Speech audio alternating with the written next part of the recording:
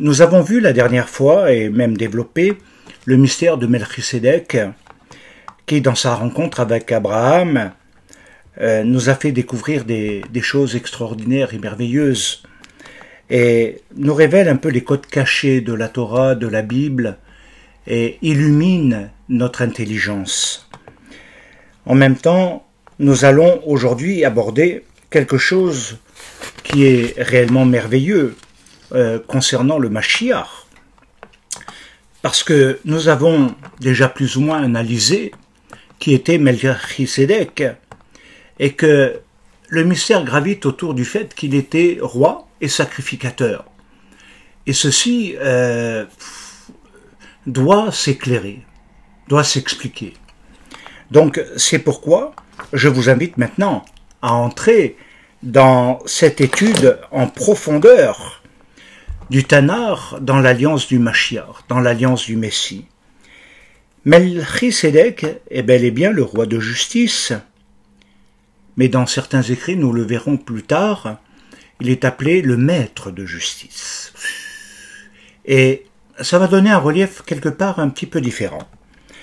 Il est un maître de justice, ou un roi de justice, et de paix. Il incarne celui qui sera le roi du monde et donc de l'univers. Il est représenté comme étant celui qui est devenu et qui sera le détenteur d'éléments invariables transmis dans tous les siècles. La sacrificature de Melchisédek est un mystère. Parce que elle n'est pas liée à la sacrificature du Lévitique de Vaïkra, de la descendance d'Aaron. Et ceci va commencer à éclairer notre chemin. Alors il nous faut bien comprendre que le Messie en est l'accomplissement. Il est l'accomplissement d'une transmission qui n'est plus transmissible. Alors comment cela peut-il se faire? Une transmission qui n'est plus transmissible. Et c'est tout le mystère que nous allons, non pas aujourd'hui, mais au fur et à mesure dévoiler, parce que c'est d'une profondeur et d'une richesse. Oh là là là là. Vous ne pouvez pas imaginer. Alors c'est une transmission qui est ininterrompue. Celle-ci n'a pas été du tout arrêtée. Et nous avons à cet effet étudié le psaume 110, tu es sacrificateur, tu es Kohen Agadol, pour toujours, Olam. Et c'est pourquoi il nous faut nous arrêter sur cette notion, tu es. Est-ce que Dieu s'adresse à Melchisédek ou à son Mashiach?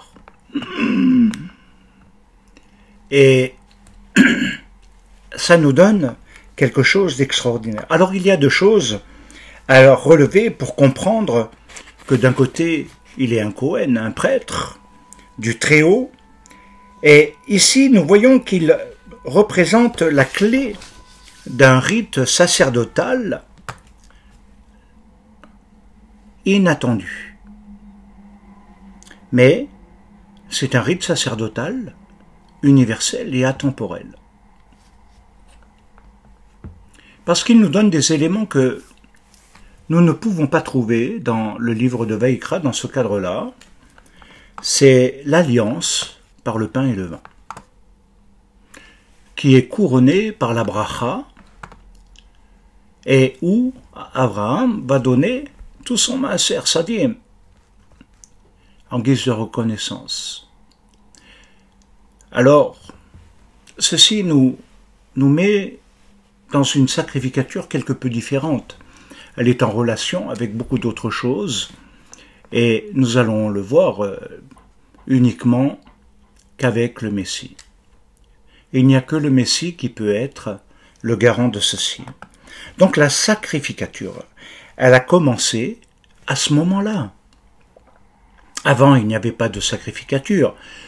On a bien quelque chose qui nous indique que Avel avait sacrifié un agneau, et c'est pourquoi c'est très important, tous ces éléments, mais il n'était pas sacrificateur, il était berger.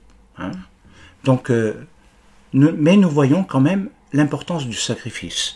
Donc je ne m'attarde pas là, ce n'est pas du tout mon sujet aujourd'hui. Alors cette alliance entre Abraham et Melchisédek marque deux éléments. Abraham va marquer ce qui va s'intégrer, s'incarner dans notre univers, dans la temporalité, et celui de Melchisédek qui est un universel, mais également il est intemporel, et c'est-à-dire à infini. Infini. Et il n'a pas de commencement, il n'a pas de fin. Oh, il n'a pas de commencement, il n'a pas de fin. Et il faut le comprendre comme cela aussi. Il n'a ni commencement ni fin, mais c'est pas seulement le personnage, mais également ce qu'il représente à côté. Alors, c'est quand même ceci qui assure la transmission spirituelle et toute la dimension spirituelle et tous les codes qui sont cachés derrière et tous les mystères qui sont liés à Melchisédek dans sa rencontre avec Abraham. Alors on peut dire que c'est un point de jonction dans les temps, dans tous les temps. Et comme la Torah nous y invite, dans tous les temps veut dire aussi dans les temps du Messie. Oh, extraordinaire, merveilleux. Et ceci est quelque chose qui doit réjouir notre cœur, de voir que les choses ont été préparées longtemps à l'avance.